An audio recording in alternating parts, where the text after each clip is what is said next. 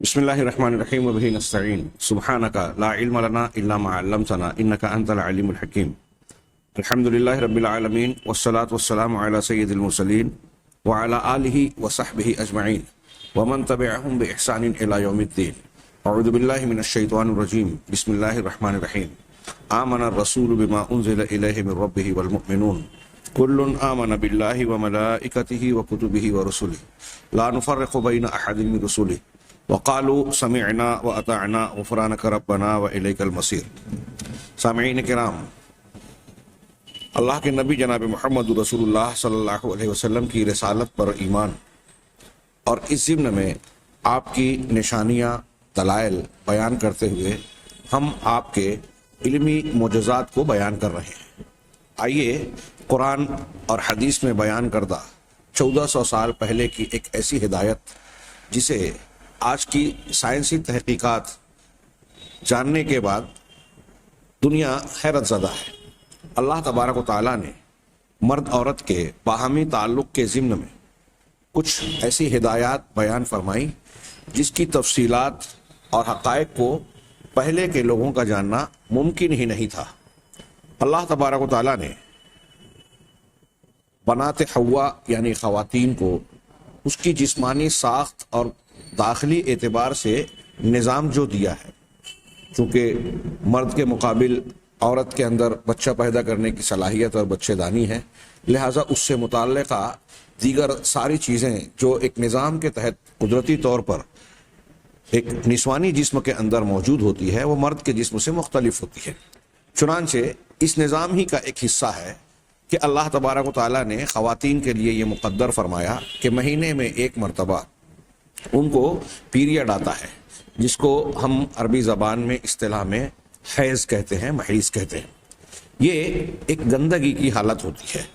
اس حالت میں بیوی کے ساتھ شوہر جسمانی تعلق قائم کرے یا نہ کرے۔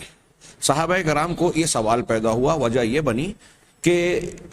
اللہ کے نبی صلی اللہ علیہ وسلم کے زمانے ہی میں صحابہ کرام کو جب یہ پتہ چلا کہ یہود و نصارہ اس حالت میں اپنی بیویوں کو الگ کر دیتے ہیں کہ گندگی کی حالت ہے، نہ یہ کہ ان کے ساتھ ملاقات کرنا بلکہ ان کے ساتھ کھانا پینا اور دوسرے گھریلو معاملات بھی ترک کر دیتے تھے۔ بعض مفسرین نے یہ تفصیل بیان کی روایات کی روشنی میں کہ یہود اور نصارہ اس سلسلے میں افراط و تفریط کا شکار تھے۔ یہودیوں کے یہاں جب خواتین کو یہ پیریڈ آتا، حیض آتا، تو وہ اسے بالکل ہی الگ کر دیتے، سب کچھ کھانا پینا سونا الگ کر دیتے۔ اس کے برخلاف نصارہ کا معاملہ اس کے الٹ تھا، وہ اتنی قربت اختیار کرتے کہ اس حالت میں بھی جماع اور ہم بستری سے گریز نہیں کرتے تھے۔ چنانچہ صحابہ کرام رضوان اللہ علیہم اجمعین نے نبی کریم صلی اللہ علیہ وسلم سے اس بابت سوال کیا۔ آپ سے سوال کیا گیا تو اسی پس منظر میں اللہ تبارک و تعالیٰ نے قرآن مجید کا یہ ارشاد نازل فرمایا، وَيَسْأَلُونَكَ عَنِ الْمَحِيضِ اعوذ باللہ من الشیطان الرجیم وَيَسْأَلُونَكَ عَنِ الْمَحِيضِ قُلْ هُوَ أَذًى فَاعْتَزِلُوا النِّسَاءَ فِي الْمَحِيضِ وَلَا تَقْرَبُوهُنَّ حَتَّى يَطْهُرْنَ۔ سورہ بقرہ آیت نمبر 222 کہ اور یہ لوگ آپ سے محیض حیض کی کیفیت اور حالت کے بارے میں، حیض کے بارے میں سوال کرتے ہیں کہ اس حالت میں کیا معاملہ کیا جائے عورتوں کے ساتھ اختلاط کے سلسلے میں۔ قل هو اذن، تو آپ انہیں جواب دیجئے، بتا دیجئے کہ وہ اذن ہے، اذا ہے۔ اذا کا معنی تکلیف، بیماری بھی کہہ سکتے ہیں، اور اذیت پہنچانے والی کوئی بھی چیز، ضرر اور نقصان دہ چیز، اس میں سارے معنی شامل ہیں۔ تو وہ اذا ہے۔ ہاں، عام طور سے اس کا ترجمہ کیا جاتا ہے کہ یہ گندگی ہے، گندگی، تکلیف دہ چیز، بیماری، سب اس کے معنی میں آتے ہیں۔ تو آپ کہیے کہ وہ گندگی ہے۔ قرآن کا یہ جملہ وہ گندگی ہے۔ آج ایک جامع جملہ آج کی تحقیقات کی روشنی میں ایک پوری کتاب ثابت ہوتا ہے۔ فَاعْتَزِلُوا النِّسَاءَ، جب یہ تکلیف دہ چیز ہے تو اللہ تبارک و تعالیٰ نے کیا ہدایت فرمائی؟ فَاعْتَزِلُوا النِّسَاءَ فِي الْمَحِيضِ وَلَا تَقْرَبُوهُنَّ حَتَّى يَطْهُرْنَ، چنانچہ تم عورتوں سے حیض کی کیفیت میں، حیض کی حالت میں الگ رہو،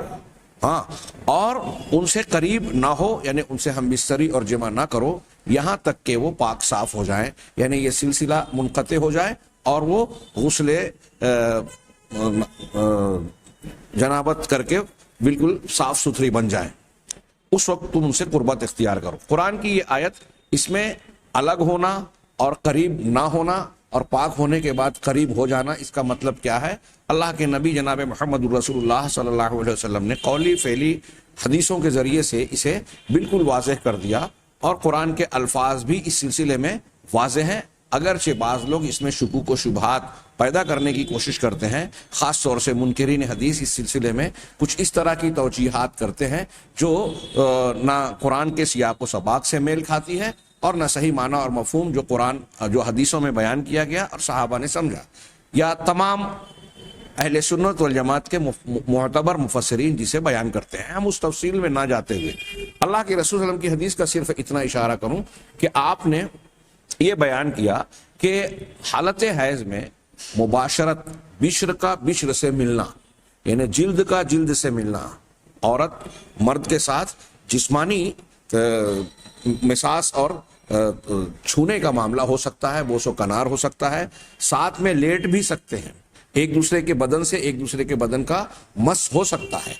लेकिन ये यहाँ जो पना किया गया उनसे अलग रहो, इससे मुराद और मकसूद ये है कि उनसे हम बिस्तरी और जेमा के अमल से गुरेज करो, ये मामला नहीं होना चाहिए। हाँ, ये बिल्कुल वाज़ेह और साफ है। चुनांचे आगे इसकी तशरीह में हम ये कहते हैं कि ये अल्लाह तबारक व तआला का ये जो दो जुमला है हैज़ की हालत में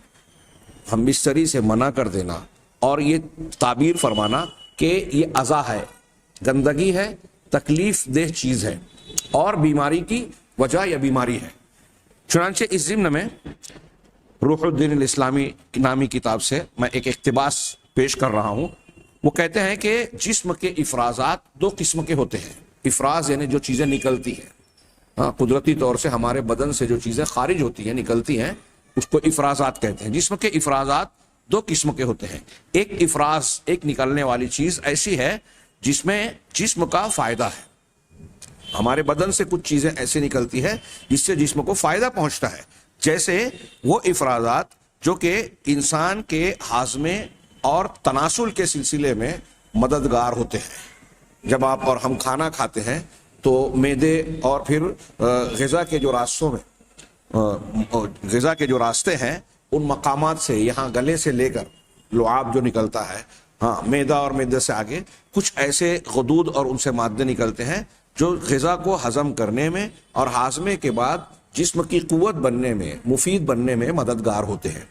ये इफ़राज़ात यानी ग़ुदूद से निकलने वाले ये रुतूबतें और मादे ये मुफीद है इंसान के लिए। इसीलिए तनासुल, इसी तरीके से तनासुल यानी नस्ल बढ़ने और बच्चे की विलादत के सिलसिले में जो इफ़राज़ात मुआविन और मददगार होते हैं, मर्द से जैसे मनी का निकलना, औरत से भी पानी का निकलना और कुछ इफ़राज़ात ग़दूदों से निकलना और कुछ इफ़राज़ात के ज़रिए से बैज़ा यानी अंडा बनना, जिसको हम उर्दू में ऐज़ा आवा आवा कहते हैं, हाँ, ये चीज़ें, ये इफ़राज़ात इंसान के लिए मुफीद हैं। या कह रहे हैं कि फिर कुछ दाखिली इफ़राज़ात होते हैं जो इंसान के जिस्मानी आज़ा और चीज़ों को जो है मुनज़्ज़म करते हैं, उसको ठीक ठाक और सेहतमंद रखते हैं और उसके निज़ाम को दुरुस्त रखते हैं, नसों को, पट्ठों को, उज़लात को क़ुव्वत देते हैं। ये इफ़राज़ात भी मुफीद हैं। इस किस्म के इफ़राज़ात को सिक्रेशन कहते हैं। ये इंसान के लिए ज़रूरी है कि ये मादे बाहर जाएं, वलैसा फ़ीह ज़रर, ये निकले और इसमें ज़रर नहीं है बल्कि फ़ायदा है। दूसरी किस्म वनाउन, दूसरी किस्म जो इफ़राज़ात की इंसान के जिस्म से निकलती हैं उसमें फ़ायदा लैसा लहू फ़ायदा, उसमें कोई फ़ायदा नहीं है, बल हुआ बिलअक्स से, बल्कि इसके बरअक्स ज़रूरी है कि जिस्म से इन इफ़राज़ात को, इन मादों को बाहर निकाला जाए, खारिज किया जाए, इसलिए कि ये इफ़राज़ात और ये मादे, हाँ, अपने अंदर एक जहरीले मवाद को समेटे हुए होते हैं। उनमें नुकसानदेह पहलू होता है, एक किस्म का जहरीला असर होता है, क्योंकि अगर अब ऐसे जहरीले और नुकसानदेह मादे अगर जिस्म में बाकी और बरकरार रह जाएं तो जाहिर सी बात है कि इससे इंसानी जिस्म को नुकसान पहुंचेगा, मुख्तलिफ किस्म की बीमारियां होंगी जो बाज़ हालात में जानलेवा भी साबित हो सकती हैं। अब ये इफ़राज़ात जो इंसान के जिस्म से निकल जाना ज़रूरी है और उसका जिस्म में ठहर जाना उसके लिए नुकसानदेह और ज़रा रसा हैं, उनमें से चंद की मिसाल दे रहे हैं, जैसे पेशाब, پاخانہ، فضلہ، اسی طریقے سے پسینہ اور حیض وغیرہ، یہ وہ افرازات ہیں جسے نکل جانا چاہیے انسانی جسم سے. یہ انسانی صحت کے لیے اور اس کے اچھائی کے لیے ضروری ہے. وَهَذَا النَّوْعُ يُسَمَّى ایکسکریشن، اس قسم کو ایکسکریشن کہتے ہیں. چنانچہ قرآن کریم کی آیت کریمہ نے، جو ابھی ہم نے پڑھا سورہ بقرہ کی آیت، اس آیت کریمہ نے حائضہ عورت سے وطی اور مباشرت کو، مجامعت کو حرام قرار دیا. یہ اسلام کا، قرآن کا ایک علمی معجزہ ہے جس کی تشریح جناب محمد رسول اللہ صلی اللہ علیہ وسلم نے بھی بالکل ٹھیک اس طرح سے بیان کی کہ انسان کو فائدے تو حاصل ہوں گے، نقصان نہیں. یہ شیخ فقہا، محدثین، مفسرین کا میرے علم کے مطابق تقریباً یہ اتفاق ہے کہ اس حالت میں اس آیت کے مفہوم اور اللہ کے رسول صلی اللہ علیہ وسلم کی تشریح کے مطابق حالت حیض میں جمع کرنا حرام ہے، نقصان دہ ہے، ممنوع ہے، بہت بڑا گناہ ہے. بلکہ بعض روایات کے مطابق اگر کوئی ایسا کر بیٹھتا ہے تو اس کے لیے کفارے کا بھی حکم دیا گیا ہے. اور اگر کوئی شخص بہت چاہتا ہی ہے کہ بیوی سے قربت حاصل کرے تو جمع کے بجائے بقیہ کام کر سکتا ہے، یعنی بیوی سے جسمانی اعتبار سے قریب ہونے یا مس ہونے میں کوئی حرج اور نقصان نہیں ہے. چنانچہ یہ کہتے ہیں کہ یہ قرآن کا، اسلام کا ایک علمی معجزہ ہے، اعجاز علمی ہے، اس لیے کہ اس قرآن اور اسلام نے انسان کو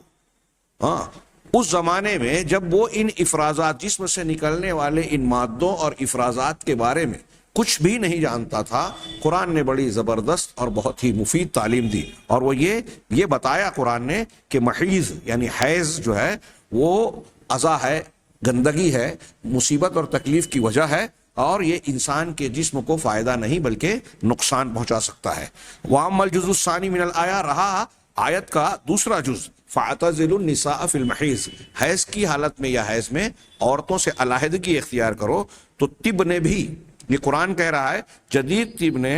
عورت سے حیض کے زمانے میں، اس پیریڈ میں، ماہواری کی مدت میں مخالطت یعنی اس سے ہم بستری کرنے سے منع کیا ہے، اس لیے کہ یہ میاں بیوی دونوں کے لیے نقصان دہ. بعض لوگوں کو یہ غلط فہمی ہوتی ہے، سوال کرتے ہیں کہ اگر انسان جو ہے، مرد اگر ہم بستری کر رہا ہے تو حیض کے افرازات اور اس کے جو خون کا یا جو بھی دباؤ اور نقصان دہ پہلو ہے اس سے اس کے عضو تناسل کو نقصان پہنچ سکتا ہے، تو وہ ایسی صورت میں کچھ احتیاطی تدابیر اختیار کریں، یعنی کنڈوم، غبارہ جو بھی کہا جاتا ہے، اس کا اگر استعمال کریں تو اس نقصان سے بچ جائیں گے. یہ ان کی غلط فہمی ہے. پہلی بات تو یہ کہ صرف مرد کے لیے نقصان والی بات نہیں ہے، یہ خواتین کے لیے بھی نقصان دہ بات ہے. اور کنڈوم پہن لینے سے انسان پوری طرح سیف نہیں ہو جاتا، بلکہ اس کے کچھ دوسرے نقصانات بھی ہو سکتے ہیں، طبیعت، مزاج اور نفسیات کے اعتبار سے بھی، اور کچھ بھی جس کا بھی ہم تھوڑا سا سرسری سا تذکرہ دیکھیں گے انشاءاللہ. فہذا کہہ رہے ہیں کہ چنانچہ یہ میاں بیوی، مرد اور عورت دونوں کے لیے نقصان دہ ہے. چنانچہ یہ فاسد خون بہت سارے ایسے جراثیم یا بیکٹیریاز، یہاں میکروبات کا اس لفظ استعمال کیا عربی میں، بہت سارے ایسے بیکٹیریاز یا جراثیم کا حامل ہوتا ہے اور متنوع قسم کی، کہ اگر مرد اس پیریڈ میں بیوی سے اختلاط اور مجامعات کرتا ہے تو اس کے نتیجے میں مرد کو، اس کے عضو تناسل کو التہابات، انہیں التہاب کہتے ہیں، سوزش، جلن اور خارش وغیرہ کی شکایتیں فوراً ہو سکتی ہے. اور بعض لوگوں نے اس کی تفصیل بیان کرتے ہوئے کہا کہ اسے اس طرح کی بیماری بھی لاحق ہو سکتی ہے کہ پھر اس کا علاج آسان نہیں ہوگا، بلکہ یہاں تک بعض اقتباسات نیٹ پر میں نے دیکھا کہ عضو تناسل کی جسامت میں کمی بھی آ جاتی ہے، چھوٹا ہو جاتا ہے. اور اتنا ہی نہیں بلکہ قوت مردانہ بھی انسان کی، مرد کی متاثر ہو سکتی ہے. چنانچہ کہا کہ جیسا کہ اس کے علاوہ حیض کی پیریڈ میں، ماہواری کے پیریڈ میں عورت کے جو داخلی بچے دانی کے پردے اور جھلیاں ہوتی ہیں وہ ایک قسم کی کلیننگ اور صفائی کے مرحلے سے دوچار ہوتی ہیں. تو اس میں سے کچھ زہریلے مادے اور کچھ ایسے مواد منتقل ہوتے ہیں، خارج ہوتے ہیں، جس میں زہریلا اثر ہوتا ہے اور بہت سارے بیماری کے جراثیم اور نقصان دہ چیزیں موجود ہوتی ہیں۔ کہہ رہے ہیں کہ یہ مادے رحم بچے دانی کے مقام سے دوسرے مقام پر منتقل ہوتی ہیں، جو کہ مرد کی عورت کی صحت یا اس کے سلسلے میں فائدہ مند یا نقصان دہ ہو سکتے ہیں۔ جیسا کہ اس زمانے میں اختلاط، اس پیریڈ میں مرد کا عورت سے ملنا ربما منع نزول الحید، بعض اوقات یہ ہو سکتا ہے کہ اگر اس پیریڈ میں جمع کیا جائے تو حیض کے خون کا باہر نکلنے کا سلسلہ ہی رک جائے۔ فطری نظام کے تحت جو گندگی کے چیزیں باہر آ رہی ہیں وہ متاثر ہو جائے اور اس میں رکاوٹ پیدا ہو جائے۔ جب یہ گندگی پیٹ میں یا بچے دانی میں قیام کر لے رک جائے گی تو ظاہر سی بات ہے کہ یہ اس کے جسم کے لیے انتہائی نقصان دہ آگے چل کر ثابت ہوگی، اور ماں کی بچے دانی بھی متاثر ہوگی، اس کی صحت بھی متاثر ہوگی دوسرے معاملات میں۔ جیسا کہ ساتھ ہی ساتھ یہ چیزیں، یہ عمل جو ہے یہ عصبی نظام کے اضطراب اور بے چینی کا اور اس کے پریشانی کا شکار کر دے گا۔ تو انہوں نے آخری جملہ اتنی تفصیل بیان کرنے کے بعد کہا فانظر ایھا القاری، کہ اے قاری یعنی اس عبارت کو پڑھنے والے دیکھو کہ کس طرح طب قرآن کے پیچھے پیچھے چل رہا ہے، اس کی ہدایت سے روشنی پا کر، اس کی ہدایت سے راہیاب ہو کر کیسے یہ طب اس کے پیچھے پیچھے چل رہا ہے۔ یہاں نیٹ سے کچھ چیزیں جو نکالی گئی ہیں کہ اسلام اینڈ سیکس فار آل وغیرہ کے حوالے سے کہ حیض کی حالت میں جمع کرنے کے نقصانات کیا ہوتے ہیں، چند نقصانات کا انہوں نے تذکرہ کیا۔ اب نمبر 1، عورت کے اعضاء میں شدید درد پیدا ہوتا ہے، بچے دانی میں سوزش پیدا ہوتی ہے جس کا کنٹرول پھر مشکل ہے۔ اگر ایک مرتبہ یہ تکلیف بڑھ جائے تو پھر اسے کنٹرول کرنا مشکل ہو جاتا ہے۔ یہ عورت کے نقصان کی بات ہے۔ اب اگر ایک آدمی نے کچھ اپنے طور سے کچھ احتیاطی تدابیر کی تو عورت کے نقصان کا معاملہ کیا ہوگا؟ تو اسے درد ہوتا ہے۔ دوسری بات انہوں نے بیان کی کہ نمبر 2، اس کے تخم دان، یعنی جہاں بیج یا بیضہ پیدا ہوتا ہے، تخم دان مکمل طور پر ختم ہو جاتی ہے۔ اگر اس حالت میں ہم بستری کی جائے تو اس کا تخم دان ختم ہو جائے گا۔ ظاہر سی بات ہے کہ جب عورت کا بیضہ دان یا تخم دان ختم ہو گیا تو اب آئندہ بچے کی ولادت نہیں ہو سکے گی۔ نمبر 3، حیض کا فاسد مواد زخم کو رحم کو جاتا ہے۔ حیض کا فاسد مواد رحم کو جاتا ہے جو سخت سوزش کا باعث بنتا ہے۔ ایسی صورت میں جو باہر نکلنا چاہیے وہ بچے دانی میں جائے گا، تو باہر نکل کر جو ہے انسان کا جسم راحت پائے گا، لیکن جب وہ اندر ہی اندر اس کا رخ ہو جائے گا تو اس سے نقصان پہنچے گا۔ نمبر 4، بعض اوقات حیض کی حالت میں یہ فاسد مواد مرد کے خصیوں میں جاتا ہے، مرد کے خصیوں میں جاتا ہے، جس سے وہ سوکھ جاتا ہے، یعنی اس کے اندر عقم، جیسے عورتوں میں بانجھ پن ہوتا ہے، ایسے اگر یہ مادہ مرد کے خصیے میں پہنچ جائے تو مرد کے اندر جو بین الصلب والترائب منی کا مادہ پیدا ہوتا ہے، اس میں بیکٹیریاز یا ہارمونز جو ہیں وہ خصیے سے حاصل ہوتے ہیں، تو خصیے کی ایسی کی صلاحیت ہارمونز پیدا کرنے کی اس طرح متاثر ہو جائے گی کہ مرد کا وہ صلاحیت ہی متاثر ہو جاتی ہے، عقیم ہو جائے گا۔ نمبر 5، حیض کے فاسد مواد کی وجہ سے مرد کے آلۂ تناسل کو ایسے امراض لگتے ہیں جو لا علاج ہوتے ہیں۔ اللہ کے رسول کے ہر بیماری کا علاج ہے، لیکن بعض علاج کو انسان کھوج نہیں پاتا۔ تو یہاں ابھی تک اس کے بارے میں گویا انسان کو معلومات نہیں مل سکی ہے، دوائیں نہیں بن سکی ہے انسانی معلومات کے دائرے میں۔ عمومی طور سے یہ جس پیتھی کے اعتبار سے جانکاری رکھتے ہیں اس اعتبار سے بھی کہہ رہے ہیں، تو اس کا علاج نہیں ہو پاتا، اور پھر انسان پریشان ہوتا ہے۔ نمبر 6، حیض کی حالت میں صحبت عورت کو بانجھ بنا دیتی ہے، پھر عمر بھر کے لیے وہ لا اولاد رہے گی۔ جب تخم دان جو پیچھے گزرا ختم ہو جاتا ہے تو بانجھ ہو جائے گی۔ القرآن و تحقیق الجدید کے حوالے سے انہوں نے نقل کیا۔ اب یہاں انہوں نے بھی وہی بات ایکسٹریم اور کیا ہے سیکریشن اور ایکسکریشن کے 2 افرازات کا تذکرہ کرنے کے بعد مزید یہ بیان کیا کہ اس کے نقصانات مزید یہ ہیں۔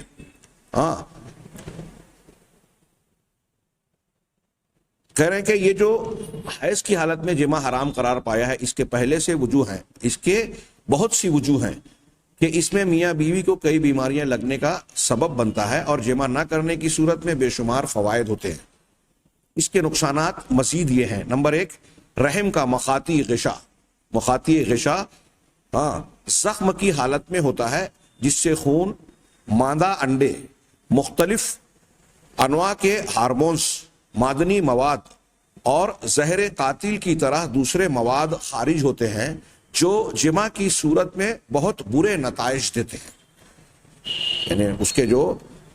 رحم کی دیواریں یا اس کے پردے، جھلیاں صاف ہو رہی ہیں، اس سے ایسی بہت ساری چیزیں نکل رہی ہیں جن کا یہاں تذکرہ کیا گیا، جو زہریلے مادے ہوتے ہیں۔ نمبر 2، ایسی حالت میں صحبت کرنا خون کے زیادہ بہنے کا سبب بنتا ہے، جو رحم کے اندر اس التہاب کا عامل بنتا ہے، جو سخت درد اور تکلیف کا باعث ہے۔ التہاب یعنی سوزش، عورت پہلے سے تکلیف میں ہوتی ہے، اس قسم کی چیزوں سے اس کو اور زیادہ اذیت اور تکلیف کا احساس ہوتا ہے۔ نمبر 3، حیض کی حالت میں جمع خون کی بندش کا سبب بنتا ہے، جو پہلے بھی گزرا۔ نمبر 4، حیض کی حالت میں اکثر خواتین درد محسوس کرتی ہیں، جو جمع کے نتیجے میں دگنا ہو جاتی ہے،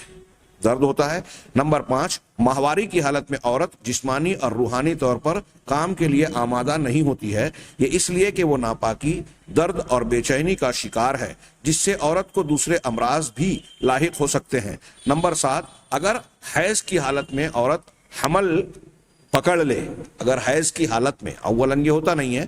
کیونکہ بیضا نہیں ہوگا یا اس سے متاثر ہوگا، تو ایسی صورت میں اگر حمل کا استقرار ہوگا تو اس کی اولاد نہ نر ہوگی نہ مادہ، بلکہ مخنث ہوگی وہ اولاد۔ اعجاز القرآن کے حوالے سے یہ بات نقل کی گئی ہے۔ حیض کی حالت میں مرد پر بھی بہت سارے منفی اثرات پڑتے ہیں، جیسا کہ حیض میں ناپاکی اور پلیدی موجود ہوتی ہے، تو اس وجہ سے اس کے اندر اس کے نقصانات مرد کو ہوتے ہیں۔ اس کے کچھ حصے کا اس سے پہلے تذکرہ کیا جا چکا ہے۔ اس طرح اگر ہم غور کریں تو پتہ چلتا ہے کہ اس حالت میں ہم بستری کرنا ہر اعتبار سے عورت کے لیے بھی نقصان دہ ہو سکتا ہے اور مرد کے لیے۔ یہاں ایک حوالہ ہے کہ شیخ سلیمان اشکر کی کتاب الحید والنفاس والحمل بین الفقہ والطب، کہ حیض، نفاس اور حمل یہ فقہ اور طب کے بیچ، قرآن و حدیث کی فقہ اور طب جدید کے بیچ ہم اس پر غور کریں۔ اسی طرح کتاب و توضیح الحکام تالیف البسام، شیخ البسام کی کتاب ہے۔ اس سلسلے میں اور بھی بہت سی تفصیلات پیش کی جا سکتی ہیں۔ یہاں میں بات کو سمیٹتے ہوئے یہ عرض کرنا چاہتا ہوں کہ آپ قرآن کے اس لفظ پر اور نبی کریم صلی اللہ علیہ وسلم کی ان تعلیمات پر غور کیجئے، جو 1400 سال پہلے انسان کو دی گئی۔ حیض و نفاس کے یہ جو چند نکات کی شکل میں ہم نے کچھ فائدے اور کچھ نقصانات جو جانے، کہ اس حالت میں عورت گندگی کی حالت میں ہوتی ہے، اس کے جسم سے ایسے مادے نکلتے ہیں جو مرد اور عورت دونوں کے لیے انتہائی نقصان دہ ہو سکتے ہیں۔ خون کا افراز تیزی سے ہوتا ہے، اس میں بندش ہو گئی تو عورت کے لیے اس کی بچے دانی اور اس کے بچہ پیدا کرنے کی صلاحیت کے لیے یہ خطرناک ہو سکتا ہے۔ ایسی اور بھی بہت ساری بیماریاں اور نقصانات، یہ 1400 سال پہلے ان کے بارے میں انسان کو کتنی معلومات تھی۔ اسی ضمن میں ہم اعجاز علمی کی اس بنیاد کو جوڑ کر قرآن و حدیث کی ایک اور تعلیم کی طرف توجہ دیں کہ حالت حیض میں اللہ کے نبی جناب محمد رسول اللہ صلی اللہ علیہ وسلم کی تعلیمات کے مطابق بخاری، مسلم اور دیگر تمام کتابوں میں لگ بھگ ملے گا، آپ دیکھیں گے کہ عورت کو طلاق دینے کی ممانعت ہے۔ اس میں بھی میں ایسا مانتا ہوں کہ اللہ کے نبی صلی اللہ علیہ وسلم کا جہاں تشریعی معجزہ ہے، ابھی علمی معجزے کے بعد تشریعی معجزہ ایک موضوع ہو سکتا ہے اور ہوگا انشاءاللہ، کہ اسلام کے جو احکامات اور قوانین ہیں، ضوابط ہیں، وہ کتنے جامع، کتنے بہترین، دنیا کے کسی بھی دوسرے مذہب کے مقابلے میں سب سے زیادہ بہتر، مفید، درست اور انسانی فطرت کے مطابق فائدوں کے حامل، نقصانات سے بچانے والے ہیں۔ تو ایک پہلو تو اس میں یہ ہو سکتا ہے، ایک یہ بھی بیان کیا جائے گا کہ حیض کی حالت میں طلاق دینے سے جو ممانعت کی گئی ہے، اس میں انسان کے اسلام کی تشریعی معجزہ بھی ہے اور علمی معجزہ اس طریقے سے ہے کہ یہ جو ہم گفتگو کر رہے ہیں کہ اس سے نقصانات ہو سکتے ہیں طبی اور میڈیکل لائن کے اعتبار سے۔ دوسرے پہلو سے آپ غور کیجئے کہ یہاں بتایا کہ عورت درد میں، بے چینی میں، اضطراب کی کیفیت میں ہوتی ہے، ایک قسم کی مزاج کی اور مزاج میں تبدیلی ہو جاتی ہے۔ ایسی صورت میں اس کے اندر چڑچڑا پن اور غصہ ہوتا ہے۔ اہل علم اور ماہرین نفسیات یہ بیان کرتے ہیں کہ حالت حیض میں عورت کا مزاج نارمل حالات، عام حالات کے مقابلے میں بگڑا ہوا اور اس میں چڑچڑا پن، جھنجھلاہٹ کا غلبہ ہو سکتا ہے۔ اس حالت میں چونکہ مرد عورت سے ایک طریقے کی اپنی خواہش پوری نہیں کر پاتا، پھر مزید یہ کہ اس کے اندر گندگی کی کیفیت ہوتی ہے، پرکشش والا یعنی بننے سنورنے والا معاملہ نہیں ہوتا، اگر قریب جاتا ہے یا ہمبستری کی کوشش کرتا ہے تو شرمگاہ سے ایک قسم کی بدبو کی اٹھان ہوتی ہے، جس سے ایک کراہت اور نفرت بھی پیدا ہوتی ہے۔ یہ بھی ایک نقصان ہے کہ ایسی صورت میں جمع کرنے سے عورت سے بے رغبتی اور کراہت پیدا ہو جائے، تو ایک تو بے کراہت پیدا ہو جائے اور اس کی طرف سے طبیعت جو ہے میلان نہ رکھے، ہٹ جائے۔ تیسری بات یہ کہ عورت کے چڑچڑے پن میں اضافہ ہو سکتا ہے، چڑچڑے پن میں اضافہ ہو سکتا ہے۔ بعض لوگوں نے لکھا کہ اگر کوئی لیڈی ڈاکٹر ہے، عام حالات میں وہ بہت اچھی سرجن ہے، لیکن اگر وہ حالت حیض میں آپریشن کرتی ہے تو اس سے آپریشن میں غلطی ہو سکتی ہے،